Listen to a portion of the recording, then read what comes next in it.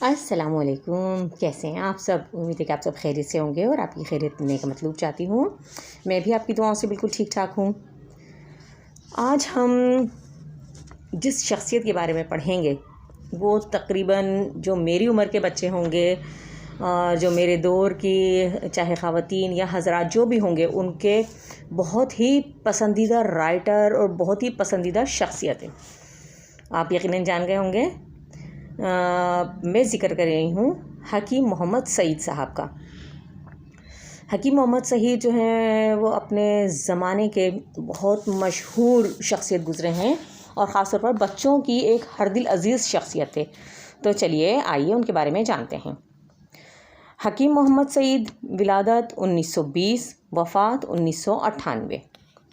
حکیم محمد سعید دہلی میں پیدا ہوئے۔ وہ ایک مایہ ناز حکیم، مفکر اور اسلام کے سچے سپاہی تھے۔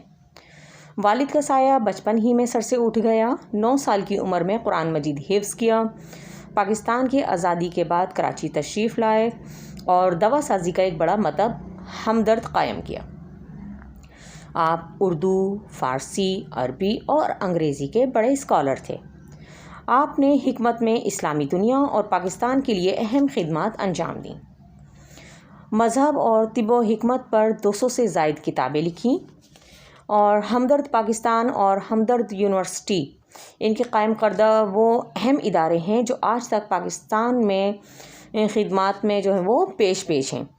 اس کے علاوہ ہمدرد فاؤنڈیشن کے تحت عالمی ادب کے تراجم سمیت مختلف علمی اور تحقیقاتی موضوعات پر کتابیں اور مجلے شائع کیے جاتے ہیں۔ حکیم محمد سعید بچوں سے بے انتہا پیار کرتے تھے۔ مستقبل کے معماروں کے لیے انہوں نے ہمدرد نونہال جیسا معلوماتی رسالہ جاری کیا جو اب تک جاری ہے۔ حکیم محمد سعید 1993 سے 1996 تک سندھ کے گورنر رہے، مگر اس کی تنخواہ تک نہیں لی۔ یعنی آج کے دور میں دیکھیں ایسے لوگ بہت کم ہوتے ہیں کہ جو کوئی خدمت انجام دیں اور اس کا معاوضہ نہیں لیں، لیکن حکیم محمد سعید یہ ہوتا ہے کہ جو ملک سے اور اپنی قوم سے مخلص ہوتے ہیں وہی یہ کام کرتے ہیں۔ تو دیکھیں حکیم محمد سعید جو تھے وہ 1993 سے 1996 تک گورنر سندھ رہے، لیکن اس کے باوجود اپنے عہدے کی انہوں نے فرائض انجام دیے اس کی انہوں نے تنخواہ نہیں لی۔ وہ اس منصب پر فائز ہونے کے باوجود زندگی سے باقاعدگی سے اپنے مریضوں کو دیکھتے تھے۔ یعنی وہ اتنے مصروف رہنے کے باوجود اپنے مکتب پر حاضری ضرور دیتے تھے اور اپنے مریضوں کو دیکھتے تھے۔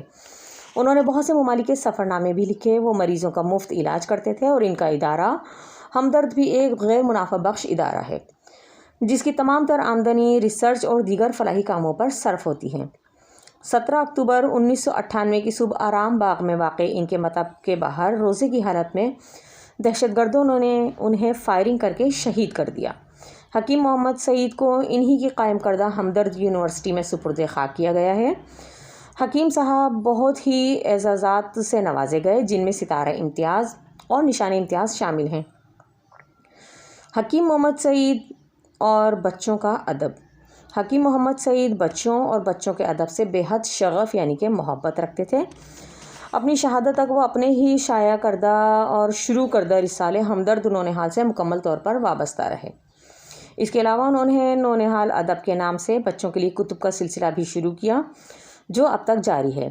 اس سلسلے میں کئی مختلف موضوعات پر کتب شائع کی جاتی ہیں۔ اس کے علاوہ بہترین عالمی ادب کے تراجم بھی شائع کیے جاتے ہیں۔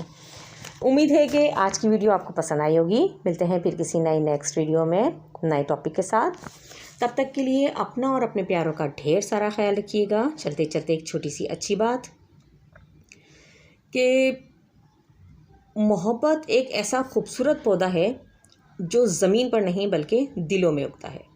ملتے ہیں پھر کسی نیکسٹ ویڈیو میں۔ تب تک کے لیے اپنا اور اپنے پیاروں کا ڈھیر سارا خیال رکھیے گا اور مجھے دیجیے اجازت۔ اللہ حافظ۔